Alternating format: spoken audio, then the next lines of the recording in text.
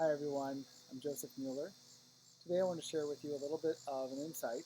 I spent some time last night with my children listening and watching to the message in Pinocchio, a story that was redone by Walt Disney. It was Carlo Collodi, if I recall, that made the original stories. But these stories have been on my mind for some time. Many of Disney's stories are intriguing to me, but we've taken a road trip over the past 3 months, and this story, along with a few others, have come up in my mind as something deeper than just a children's story. Like a lot of stories having morals, they also represent the archetypes, which Joseph Campbell talked a lot about. For those who don't know Joseph Campbell, he was a philosopher and a spiritualist, I would call it, who understood that all stories, all of humankind's existence is wrapped up in the hero's journey. In a journey like in Pinocchio, following a hero that has a journey to complete, to become real in Pinocchio's case, to become a conqueror of fears in other stories. Uh, Stories like the Greek mythology, Heracles, many times it was fighting off different types of foes that wanted to trick or seduce the main hero.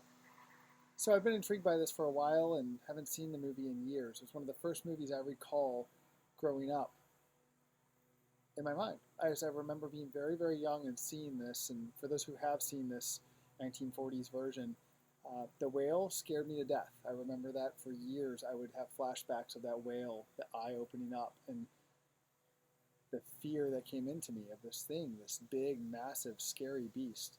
Monstro was its name. So, how would I set this up? Basically, as all of us, I've been on a hero's journey. I've gone through some different major points that I can line up with this allegory. And I would like to just point out what I saw in the movie. What were the different points of the characters, and maybe some meaning, at least meaning to me. It may not be for everyone, but points to consider or think on. Hopefully it will give hope. Hopefully it will not be a depressing, sad story for any of us, but maybe some things that we can glean from this and take charge of our own lives, really. So over the last 5 years, my wife and myself, our 4 children, have been in Puerto Rico, on a tiny island in the Atlantic Ocean and Caribbean Ocean border, and have been going through much of the growth process like Pinocchio. So I might give some ideas of how I see that relating to my life as we go. But the movie starts off with the story of a creator, somebody who's creative, has an idea and brings it to life in some way. Creates Pinocchio, this wooden boy, and has a wish for it to come to life.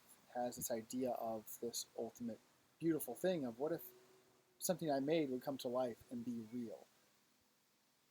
The movie starts off with a song, If You Wish Upon a Star, and it hit me that this was a wish from the creator of Pinocchio, not Pinocchio's wish, although that wish was carried through in Pinocchio. Pinocchio had the same wish.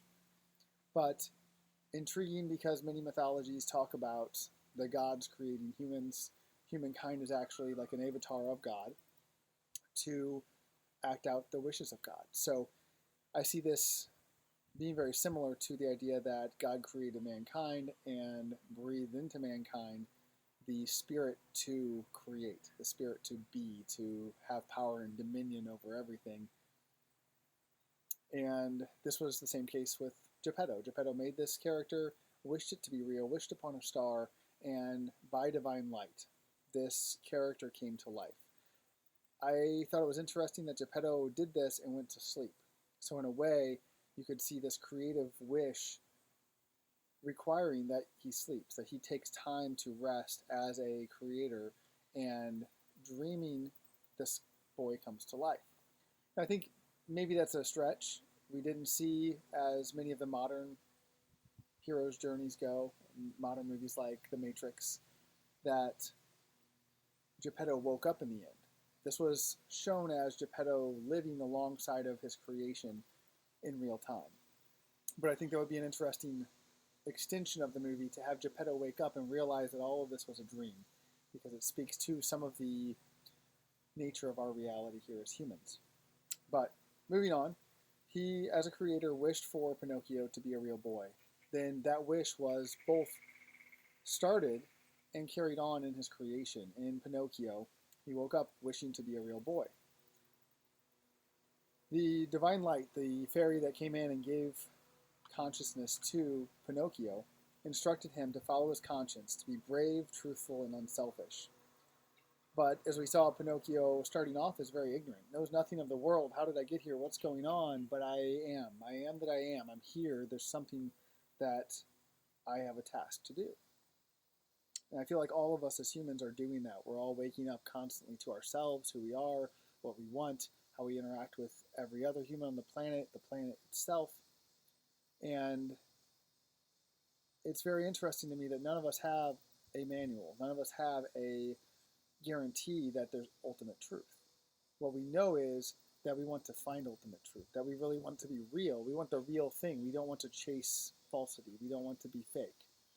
And so things like religion bring us ideas or concepts, many times of a much higher nature than our reality, for us to grab onto and understand what is truth, what is ultimate, what is beyond this experience.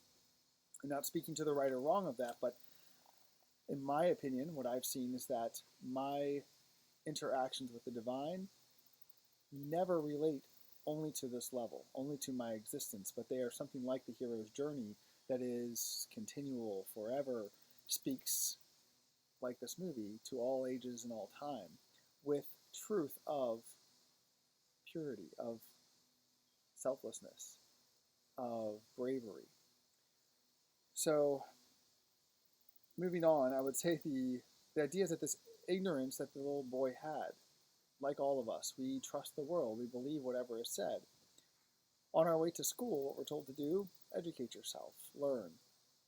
It's hard work. You have to go do this thing to achieve your goal. Along comes deception. Along comes this honest John and his cohort to say, you don't need school. You don't need to be wise. You don't need to be educated. You don't need all these rules. You should just go be a star. You should just go get it the easy way. Be rich, not have to worry, not have to work. And I feel like that related in my life a lot, that I worked for a very long time, but always hoping for that breakthrough, that get rich quick. I hope that I can just get okay and be happy and not have to work so hard. And the goal for me was to not work so hard, not to achieve an enlightenment, a bigger view of myself. So Pinocchio fell into the same trap. It was the get-rich-quick scheme. It was the lottery, in a sense, of I can probably do this. I can be a superstar, a super athlete, a musician, an actor. The actor's life, that's the one for me, is what was sung by that character. That you don't need to work. You don't need to try really hard. Just believe that you can do this, and it won't be hard. Pinocchio believed him and was sold into slavery to Stromboli in this story from Disney. Stromboli was the abusive slave owner, in a sense, that saw the potential of such a pure soul to inspire people, but used him, enslaved him to benefit himself. He was selfish. I thought it was interesting that Stromboli was also a gypsy. He was constantly moving, constantly avoiding responsibility for who he was. So never sticking in one place, but always moving about.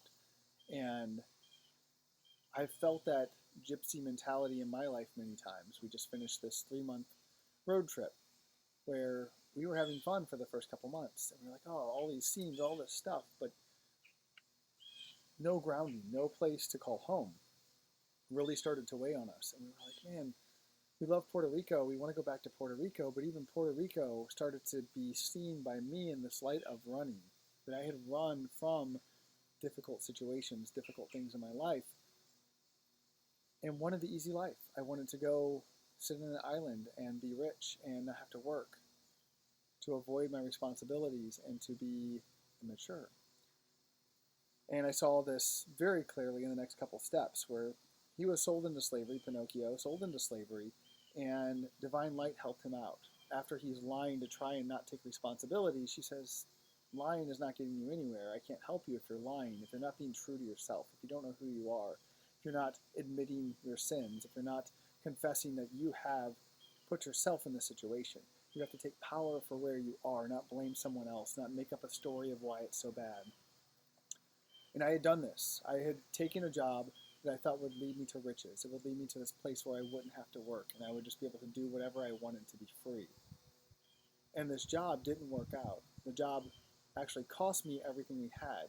All of our savings, the house that we had paid off, the goodness that I had because I lived in an environment where I benefited from discipline and responsibility and my family's background. I forsook all of that to go pursue what I thought would be a get rich quick, what do you call that? A way to be famous, to do a big work easily and irresponsibly. So I lost everything and wound up in Puerto Rico for one of the largest hurricanes that ever hit that island in recorded history. Losing all of our money, all of our belongings, stuck with 4 kids and my wife with no support, no family, no way to get out. I had gone to Pleasure Island, which was the next step, that the coachman took the kids to Pleasure Island to avoid responsibility, have all the free, wonderful things in life for no cost. They could destroy things, they could smoke, they could party, they could be violent, they could do whatever they wanted, and there's no repercussions because there's no one to hold you accountable. And in the story, these delinquents had fun for a while, and then they started to turn into donkeys, into asses. And this part of the movie really hit me last night. I saw myself, and I saw that the direction I had been heading while I was in Puerto Rico after the hurricane with no responsibilities. I gave up working after a couple years there. I had been working on generators since the hurricane, and I was tired of working, I was tired of struggling, and I just wanted to do whatever I wanted to do with no responsibility, no repercussions. And this led to a very sad life, a life where I wasn't content, I wasn't happy, even though I had all the things that I wished I would have if I was wealthy, to not have constraints on my time or responsibilities. I even pursued getting rid of the strings that I saw, marriage, in some way loosening that up and not being required to be dedicated to marriage and responsible for my children. This was a terrible time in my life that I was trying to find something, and something in me, my conscience, kept telling me it's not right, but I kept going for it. I kept trying to see, is there a way to get what I want without having to work really hard at it, without being responsible? And thankfully I had friends on the island that helped me to see my way through and gave me a reason to live, a reason to try and push and stay responsible. And this was the point at which in the story that Pinocchio saw his friends turning into asses, and he escaped barely. He had ears and a tail, but was able to get off the island. And I thought that that's the outcome for many, many people, is that they live life for the pleasures, and then they turn into asses, they lose their way, and they don't escape. They get sold into slavery, as this case, as circus freaks, or working hard in the salt mines, becoming slaves to time, slaves to low-paying jobs and situations where they are constantly stuck in a loop of never having enough, never believing in themselves again. And I myself was in that position. I didn't believe in myself. I thought I believed in myself when I was taking this job that was going to make me rich, and I had some ego that was like, oh, I could just be so famous and so special. And I carried that with me. Even when the job ended, I was looking continually for something that would make me the star of the show, that I would be extra special, and I would basically help my selfishness to grow. Well, barely escaping that, Pinocchio travels back home. He goes back to how I look at it myself, is back to the thoughts of, okay, what was I doing? What was I working towards? My creator, my higher self, wanted me to become a real boy. That's what I was doing. How do I do this? And he found out that his creator was no longer there. The creator had gone out to find him and had been enslaved or ensnared, is probably a better way to put it, to a beast, to a, what do they call the beast in the movie? Monstro, to a monster. Of course, the dragon, the monster, the thing that the hero has to face, which is responsibility, which is going into your fears, accepting that you have created this reality and you are responsible for waking yourself up, for bringing your creator back into your into your reality. In Christianity, we would say this is a salvation moment where you take responsibility, you confess that I've made this mess and I'm responsible to turn it around. And this happened to me. It's happened multiple times, but this past week in Madison, Wisconsin, we stopped our road trip and we said, we need to stick for a minute. And I said, I want to stay and make some money and be responsible. But it would have been like Pinocchio staying at Geppetto's house and waiting for him to come back. What I knew is I had work to do in my original hometown of St. Louis. And I wanted to avoid it. I wanted to stay just a little out of reach, just not quite go back. And abdicate that responsibility, push it off a little longer. And after a few days in Madison, I was like, I know I need to go back to St. Louis. I need to face the beast that I left behind, that my creative spirit was alive at one point while I was here. But it's been trapped because I wouldn't take responsibility for coming back and cleaning up relationships and work situations and things that I had just tried to push off and get away from. So we've been here for a couple days now, and I see things coming around. Pinocchio had to work really hard to get Geppetto and his crew out of the beast. He had to make a fire. He had to get some things going, had to work through, how do I get us out of here? But that agitation, that working through the old troubles, caused the beast to eventually throw them out into the open waters, out of captivity. And as I see, that's what salvation is. It's not a magical thing. It's that you confess and you believe in yourself and you work to get yourself out of the situation that you're in.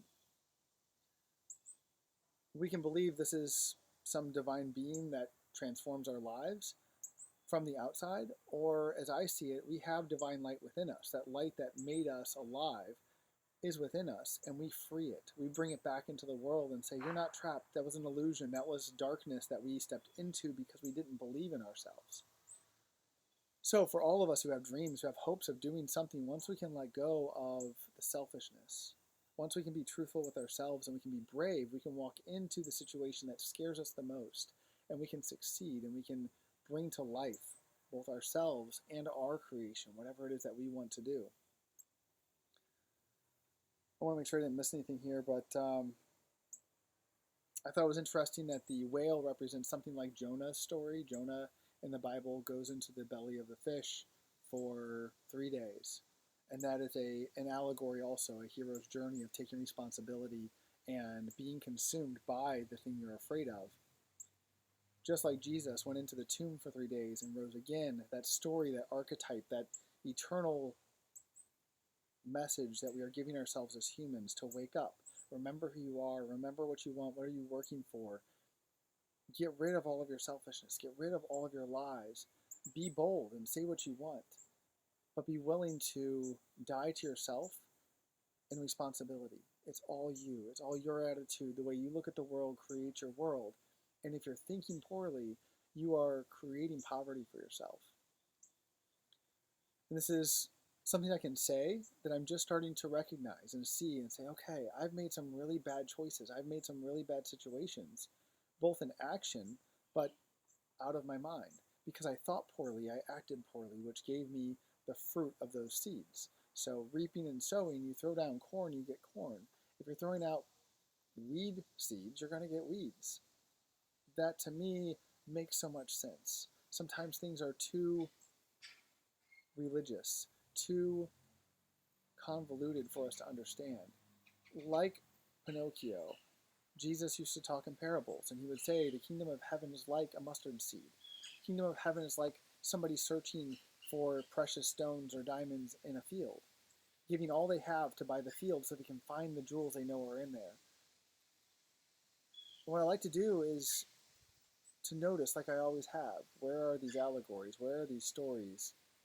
What are they saying? And then bring them back to a reality we can apply. So I hope you enjoy this. I think that's about all I have here. I would say know that you are divine light. You are love.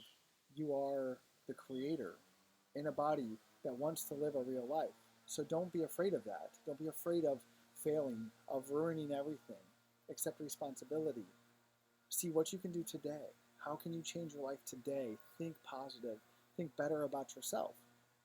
And then watch the seeds grow of those thoughts and see yourself change. All of us can do this. All of us have the ability. Not all of us are ready for this, but when you are, this message I know will resonate with you, just as so many messages have resonated with me and helped me through my journey to become a real boy. Enjoy your journey. Fear for nothing. Be bold. Be truthful. And most of all, be unselfish. Give love and let everyone else see that love, and you'll change their lives also. Have a good day.